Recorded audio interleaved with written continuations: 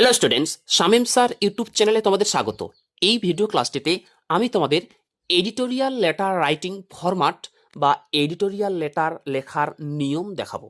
দেখো আমি লিখে দিয়েছি এডিটোরিয়াল লেটার লেখার সহজ পদ্ধতি।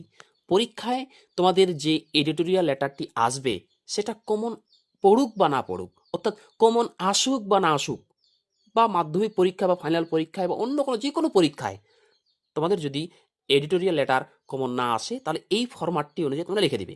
ওকে, উত্তরটির প্রথমে তোমরা কি লিখবে? উত্তরটির প্রথমে লিখবে প্রথমে টু, তারপর দ্য এডিটর, দ্য স্টেটসম্যান, যেভাবে যেভাবে লেখা আছে ওইভাবে ওইভাবে তোমরা কিন্তু লিখবে।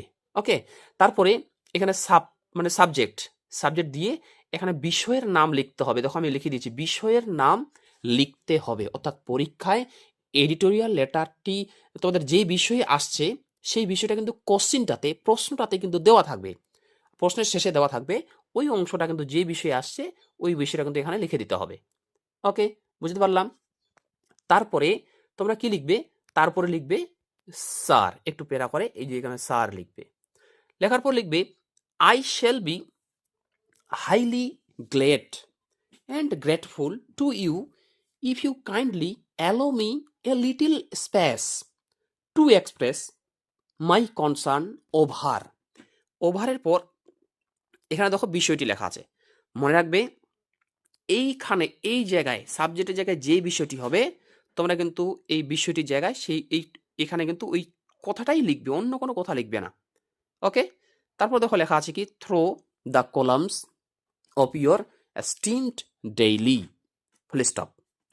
তারপরে একটু পেরা করে লিখবে we have face many problems, full stop, but the problem of, আবার দেখো এখানে লেখা আছে সমস্যাটি, এই জায়গায় সমস্যাটি এখানে কি লিখবে আবার বলে দিচ্ছি, এই জায়গায় এই যে সাবজেক্টের জায়গায় যেটা হবে ওই লেখাটাই কিন্তু তোমরা এই সমস্যার জায়গায় লিখে দিবে।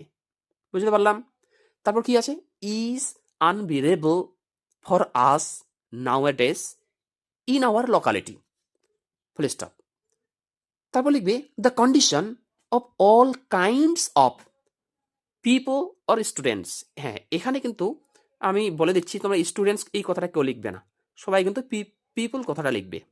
পিপল, তারপর দেওয়া আছে is very miserable, full stop. তারপরে এখানে কি বলা হয়েছে বাংলাতে লিখে দিই, দেখো এখানে পয়েন্ট অনুযায়ী সমস্যার বর্ণনা দিতে হবে, অর্থাৎ পরীক্ষায় যেই বিষয়ে তোমাদের এডিটোরিয়াল লেটারটি এসেছে সেই বিষয়ে তোমরা কিন্তু দু থেকে একটা লাইন, একটা বা দুইটা লাইন ওই বিষয়ে কিন্তু তোমাদের বানিয়ে লিখতে হবে, তবে মনে রাখবে সেটা কিন্তু একটা সমস্যা হবে।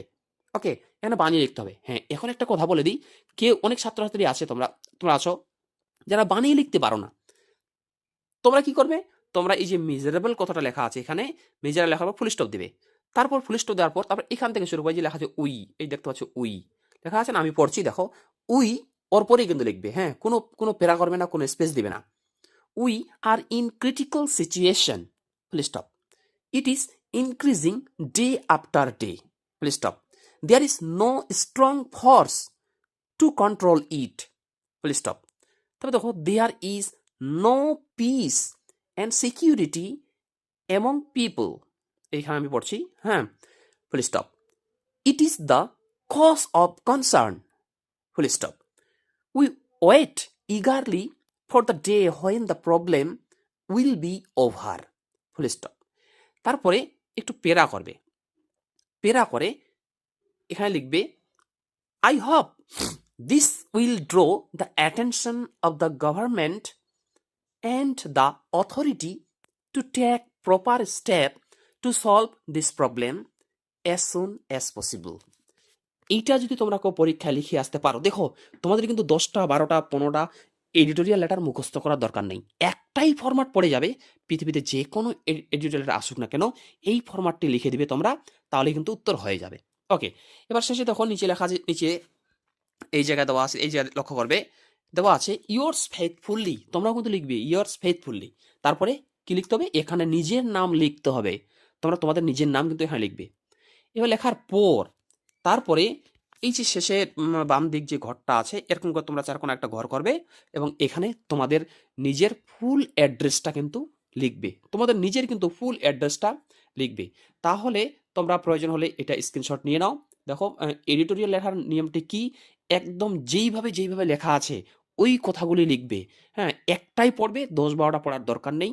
এই নিয়মটা তোমরা ভালোভাবে পড়ো, প্রয়োজন হলে স্ক্রিনশট করে নাও এবং এখান থেকে তোমরা খাতায় নোটস করে রাখবে। আমি আমি বলছি তোমাদের, এডিটোরিয়াল লেটার একটা পড়বে, একটা পড়ে যে কোনো আসুক সেটার অ্যান্সার এই ফরম্যাট অনুযায়ী তোমরা কিন্তু পরীক্ষা লিখে দিয়ে আসবে। যদি এটা লিখতে পারো এবং বানান না ভুল করো, তাহলে কিন্তু 10-এর মধ্যে তোমরা কিন্তু 8 থেকে 9 নাম্বার এটা লিখলেই পেয়ে যাবে। ভিডিওটি কেমন লাগলো? ভিডিও যদি ভালো লাগে ভিডিওটি লাইক করো এবং তোমরা যারা চ্যানেলে নতুন এরকম অধ্যায়ভিত্তিক প্রশ্ন উত্তর, সাজেশন, গ্রামাটিক্যাল জিনিস এবং রাইটিং স্কিল পাওয়ার জন্য আমার চ্যানেল সাবস্ক্রাইব করো এবং পাশের বেল আইকনটি প্রেস করে অল বোতামটি ক্লিক করে দাও পরবর্তী ভিডিও নোটিফিকেশন পাওয়ার জন্য। Thanks for watching. দেখা হচ্ছে পরের ভিডিও ক্লাসটিতে।